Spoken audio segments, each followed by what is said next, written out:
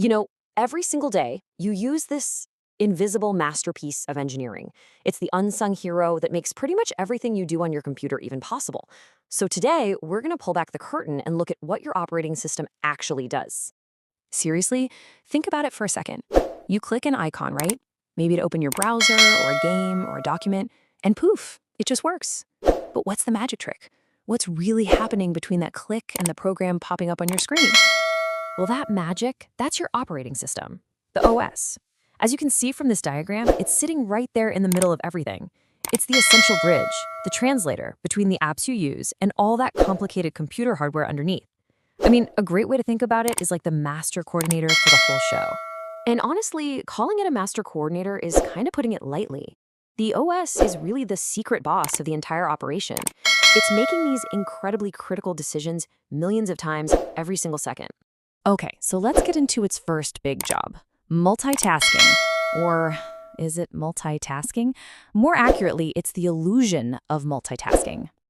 I mean, it's a fair question, isn't it? Right now, you might have music playing, maybe a dozen browser tabs open, a game minimized in the background. How in the world does your computer's brain, its CPU, handle all of that at the same time? Okay, so first, we need to get one key term down. In the world of operating systems, a running program isn't called a program, it's called a process. And yeah, every single thing you have open, even just one browser tab, is its own separate process, and they all need attention from the CPU. So how does the OS manage all these processes that are all competing for attention? Well, here's the secret.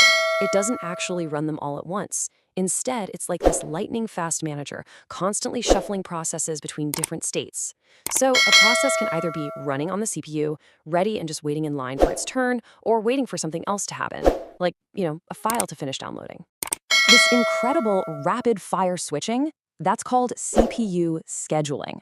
And it means your computer is basically a master illusionist.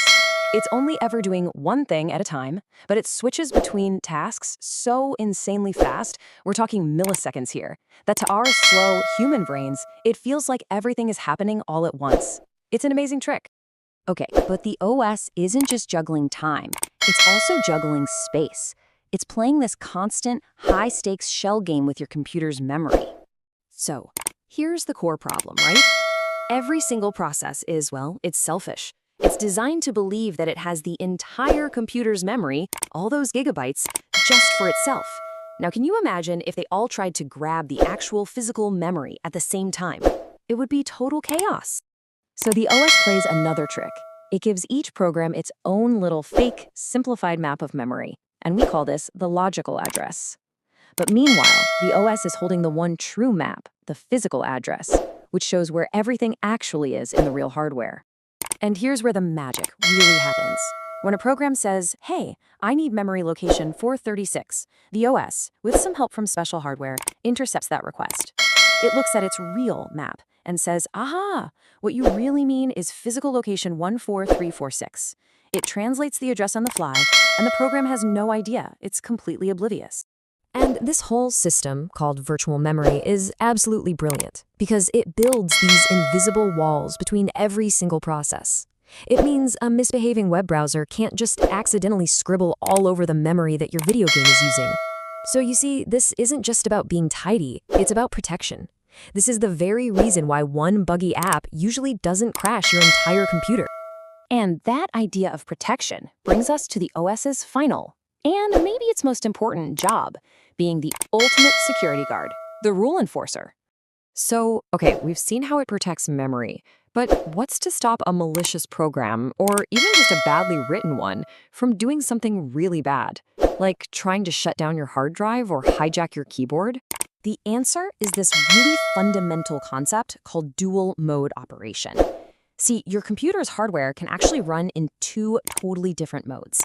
You've got the all-powerful kernel mode, which is reserved exclusively for the OS, and then you have the much more restricted user mode, which is where all of your applications have to live. Here's a great way to picture it. Think of a big, busy restaurant kitchen. All your apps, they're the line cooks. They can work at their own stations with their own ingredients, but they can't just wander over and start messing with another cook's station. But the operating system, that's the head chef. The chef gets to operate in kernel mode, which means they have full access to the entire kitchen. They tell everyone what to do, and they make sure nobody burns the whole place down. So there are certain commands, what we call privileged instructions, that are just flat out forbidden in user mode. A regular application, one of the cooks, can't directly talk to the hard drive, or mess with the system clock, or control other devices. Nope. If it wants to do something really important, like save a file, it has to politely ask the head chef, the OS, to do it for them. And that right there, that is the absolute foundation of modern computer security. So let's step back for a second. After all this incredible juggling of time and space and security, what's the grand result? What does all this invisible work actually add up to? Well, this is the whole point. On the left, you see what we see, the simple, friendly icons and windows that we interact with every day. But on the right, that's what's happening underneath. It's a staggering amount of complexity that the OS is managing 24/7.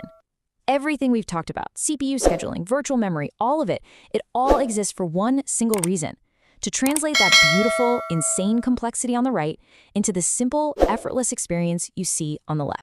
You know, this quote from the computer science pioneer Brian Kernighan really hits home here.